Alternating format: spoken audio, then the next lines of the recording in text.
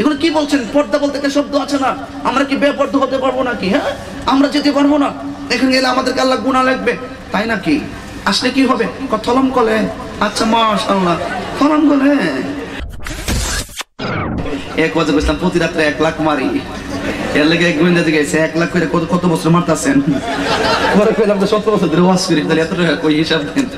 আমি আর হিসাব দিতাম মানে আমার প্রত্যেকদিন দিনের বেলা দৈনিক আসতেছে হাজার শত শত লোক বাড়িতে আইতেছে, খাইবার লাগে তা করতে আইতেছে, হালকা অপরাধ নাকি? এটা কি অপরাধ? এই জন্য সবসময় মনে রাখবেন, যা কিছু করি অত্যন্ত বিসর্জনের সাথেই করি। টাকা দিয়ে তাহিরকে কেউ কিনতে পারবে না। যতটুকু আল্লাহ পাক দান করছে এটা মায়ের দোয়ার কারণে। দেখেন 1.5 লক্ষ, অথচ 3 ঘন্টা আমার পিছে ঘুরছে, আমি দাওয়াত রাখি নাই। আমি বলছি না, সম্ভব না। মা বোনদেরকে বলেন, মা আপনারা এতে আসেন, প্যান্ডেলে আসেন না কেন? মা আসুন, আমাদের পুরুষের ফাঁকে ফাঁকে বসুন।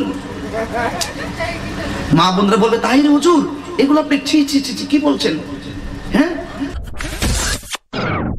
এটাই যদি হয়ে থাকবে আপনাদের মনের কথা, তাহিরি আশুগঞ্জের গোলচত্বর জানতে চাই, এখানে আসা যদি আপনার এত শরম লাগে, আল্লাহকে এত ভয় করেন, রমজান মাসকে সামনে রেখে বলতে চাই, তাহলে পহেলা বৈশাখে কেন পুরুষের মাঝখানে আপনারা কি বিতরণ করবেন?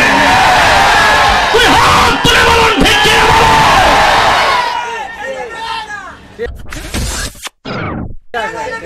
কথা বলে না কেন? কথা বলে না কেন?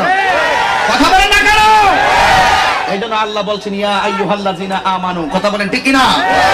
হে ঈমানদারগণ, ঈমানদাররা দিনে আল্লাহকে ভয় করে, ঈমানদাররা রাতেও আল্লাহকে ভয় করে, ঈমানদাররা সব সময় আল্লাহকে ভয় করে।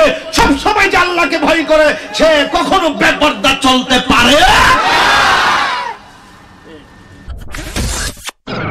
এগুলো কি বলছেন? পর্দা বলতে একটা শব্দ আছে না? আমরা কি বেপর্দা হতে পারবো নাকি? হ্যাঁ, আমরা যেতে পারবো না, এখানে গেলে আমাদেরকে আল্লাহ গুনাহ লাগবে, তাই নাকি? আসলে কি হবে? থলম কলে, আচ্ছা মাশাআল্লাহ, থলম কলে। এখন তো মাদ্রাসা গরম লাগবে, এতিমখানা করতে হবে, বিভিন্ন কাজ। ওই দিনও প্রায় 2 কোটি টাকার জায়গা কিনছি, শুধু মাদ্রাসার জন্য ওয়াকফ করছি। মাশাআল্লাহ, ইচ্ছা করলে আমি এটা দিয়ে ঢাকা শহরে একটা বাড়ি কিনতাম, নাহলে প্রতি মাসে 1 লক্ষ টাকা ভাড়া আসতো।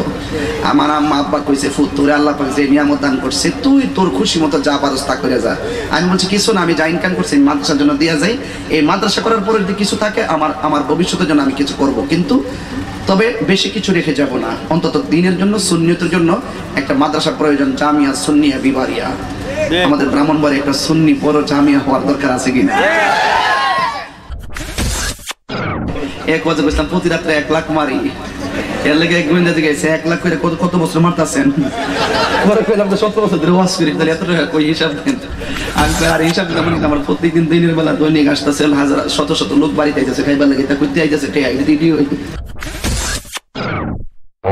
পরে মিলে জিলাইয়া কইছে আর কি, আমার ইনো তো বাইরে হয়ে যাবে, সমস্যা ইন্টারনেটের যুগ, বালা কত কম জানা, বুড়া কত কম জানা, যাই কই সব রেকর্ড হয়ে যায়। তো যাই হোক, আপনারা বলেন আমরা মাদ্রাসা চাই কি চাই না? তো আমরা প্রায় 2 কোটি টাকার জায়গা নিচ্ছি, এটা মাদ্রাসার জন্য ওয়াকফ করছি। কাজটাকে ভালো করছি না খারাপ করছি? তো মনে করেন যে আমরা যদি টাকা নেই, আপনারা বলেন যে হুজুর আপনাকে আনতে গেলে এত টাকা লাগে কেন? ওই আজকে আসছিল করে হ্যাঁ করে এনা মাহিনকো, আজকে ওই আসছিল দাঁড়াস না, এ আসছিল চট্টগ্রাম থেকে। কত কইছে? কখন লাগবো ঠিক হইতে না? 1.5 লক্ষ। এরপরে দাওয়াত রাখি নাই, ও ছিল সামনে। এরপরে দাওয়াত আমি নেই নাই। 1.5 লক্ষ টাকা দিবে চন্দনাইশ চট্টগ্রাম মাহফিলের জন্য, আমি নেই নাই। আমি বলছি না, আমি এত দূরে মাহফিল করবো না। কু আনফুসাকুম ওয়া আহলিকুম নারা। আমার টাকা কম হোক, আমার এলাকাকে আমাকে আগে কন্ট্রোল করতে হবে।